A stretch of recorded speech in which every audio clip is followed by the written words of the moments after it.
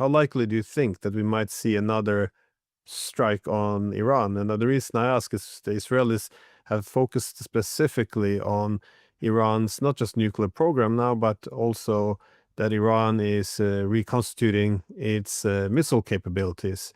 So, uh, so this is the main thing being sold out of Israel now. That is, they have to strike Iran in the coming months in order to reverse all the progress Iran has had in terms of rebuilding its missile stockpile.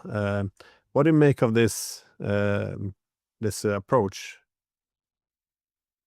Well, there are lots of things that can be said, really. First of all, if you recall, I think it was like in 2015 or so, Trump once said that if I shoot someone on Fifth Avenue, uh, my supporters will, they'll continue to support me. I don't remember exactly what he said, but it was something like that. And that's true. His base, no matter, as I said earlier, even if there's footage of him doing something extremely, you know, th- something I can't explain here, you know, horrible. I think that there's going to be a percentage of Americans that will stick with him. Doesn't matter what he does. And so Trump can say he stopped 20 wars. It doesn't matter to them. They'll repeat the narrative. But I don't think that they are anywhere near 50%. I don't think they are even 40%. His approval rating right now, from my understanding, is roughly around 40%. There are different numbers, but but the future doesn't seem to look good. So it's only going to make it worse for him. There is, of course, a case to be made that um, Trump could carry out strikes somewhere in order to distract attention away from other issues like the economy, like Epstein. That's something that he could do. Actually, I personally think that the whole Nigeria thing is has more to do with distraction than anything else. To say that while he's a protector of Christians, even though he's killing Christians in the Caribbean. But anyway, um, I I think that I think that ultimately there will be war. I don't know, when or how it will play out or against whom. But the Israeli regime is not an entity that can live in peace. And as long as we have ethno supremacism, as long as there are being Palestinians killed every day and Lebanese being murdered every day, this can't. There's not going to be stability. And the Israeli government is not strong. It's not a powerful entity. The very fact that he has to go to Washington shows that it is it is a needy regime. Without full U.S. support, they really can't do much. And on the one hand, Western media and Western think tanks and leaders and surrounding Netanyahu and others, they speak about Israel being a regional superpower, but a regional superpower doesn't have to have its leader constantly go to Washington to convince Washington to do something for it. So when we look at this, we have to keep in mind that public opinion in the West is turning against Zionism. The West is increasingly facing calls, the the political West, from ordinary people to take care of our country instead of carrying out wars abroad. It's going to be increasingly difficult for Netanyahu or anyone who's in power in Tel Aviv to be able to behave or push the United States to do things in future that they've been doing in the past. I think the world is changing. And I think the war in Ukraine is actually important for our region. A Russian victory over Ukraine, regardless of what some people think about the nature of the war and who's right and who's wrong, but a Russian victory is not going to be good for Israel. A Russian victory is going to be good for Iran because it weakens the West.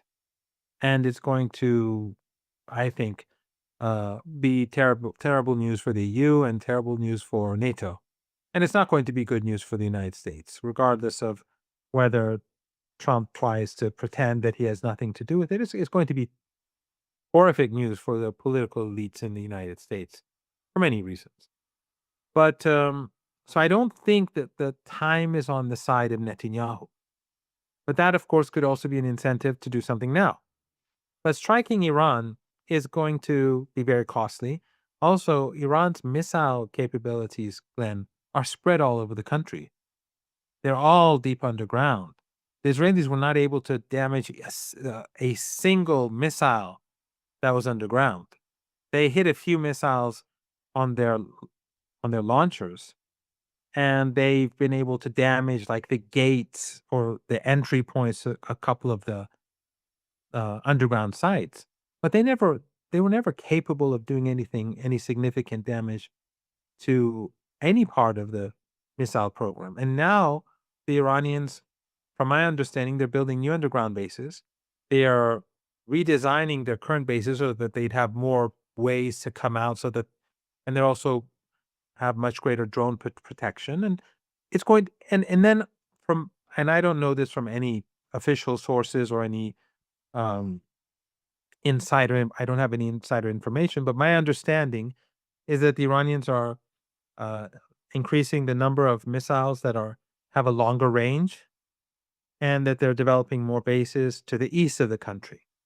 So that means the Iranians will be lobbing more missiles from the east, making it much more difficult for the Israeli regime to deal with them because they'd have to go all the way over and cross Iran instead of firing from Syria or firing from Iraq. They'll have to come deep into Iran to strike them, and that makes them much more vulnerable. The same is true with the United States if the United States enters. And then there's another issue.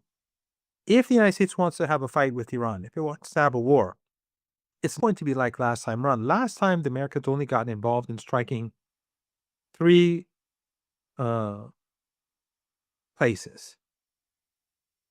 And then they went and said, we're finished. And they said, as Trump said, we have obliterated the nuclear program, which obviously that's not what the head of the U.S. Defense Intelligence Agency believed, and that's why he was removed subsequently. But that aside, the number of Iranian underground missile bases are huge. It's like they're enormous. There are maybe hundreds. So the U.S. is going to have a long air campaign against Iran, and that will make all U.S. bases in the region and those countries that host them really in trouble. The Americans struck three targets, dropped a few bombs. I don't know, 14. I don't remember the exact number. And then Iran struck back and destroyed key parts of their base in Qatar. 6 of the missiles struck, and we later on, even though they denied it at first, but later on it came out that they were severely damaged. Well, if the Americans are that was just like one single strike. But if the Americans are going to wage war against Iran, then that would be more. And that's where the Iranians will have to deal with Americans across the Persian Gulf, and those regimes that host U.S. bases, there will be talk going on. But the underground bases that the Iranians use against the Israeli regime, the missiles that they use against the Israeli regime, these are a very small part of Iran's arsenal. The real focus, the real strength of Iran is the underground bases and which hold drones and medium and short-range missiles, which are directed at the Persian Gulf and Indian Ocean. Because Iran is not, the threat of the Israeli regime, of course, with the full support of the West on its own, it's not much of a threat, is one thing. But the threat of the United States has always been the top priority for Iran. And ever since, especially the invasion of Afghanistan and Iran and Iraq, the Iranians have been preparing themselves for war. Even before then, these underground bases that the Iranians build, on the whole, are not for the Israeli regime. They're for the United States. So if the Americans start attacking, then you will see thousands of drones and thousands of medium and short range missiles, which reach their target very swiftly, flying not to Palestine, but across the Persian Gulf. and the Indian Ocean and the Strait of Hormuz. And we all know how wide the Persian Gulf is. It's not very wide. And Iran controls half of it. That's why it's called the Persian Gulf. So if there is war with the United States, that is the end of the global economy. If there's war, what the United States did last time around was just a small strike. But if they're going to go after Iran's defense capabilities, then that means a fight for your existence.